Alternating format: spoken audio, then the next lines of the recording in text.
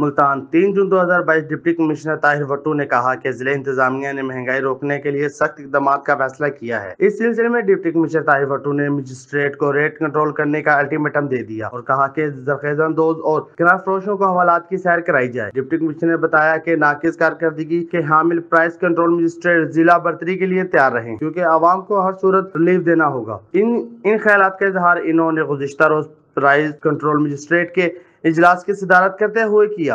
Additional deputy commissioner اور assistant commissioner نے بھی اس موقع پر پرائس میکینزم پر بریفنگ دی۔ ڈپٹی کمشنر طاہر وٹو نے کہا کہ حکومت نے عوام کو ریلیف دینے کا مکمل مینڈیٹ فراہم کیا ہے۔ دالیں، چینی، آٹا سمیت اشیاء خوردنوش کی قلت پر سخت ایکشن لیا جائے گا۔ طاہر وٹو نے کہا کہ منصوبی مہنگائی کرنے والوں سے آنی ہاتھوں سے نپٹا جائے گا، جبکہ فلور ملز اور ریٹیلرز کی سپلائی چین کی سخت مانیٹرنگ کی جائے گی۔